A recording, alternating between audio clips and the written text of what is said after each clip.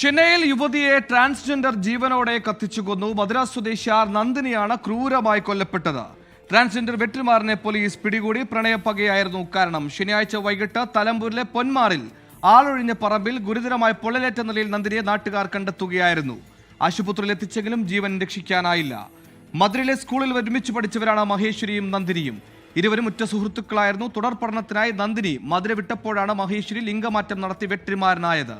കഴിഞ്ഞ 8 മാസമായി ഇരുവരും ചെന്നൈയിൽ IT കമ്പനിയിൽ ജോലി ചെയ്തു വരികയായിരുന്നു. മറ്റു പുരുഷന്മാരോടുള്ള നന്ദിനിയുടെ സൗഹൃദമാണ് ക്രൂരമായ കൊലപാതകത്തിലേക്ക് വെട്രിമാരനെ നയിച്ചതെന്ന് പോലീസ് പറയുന്നു.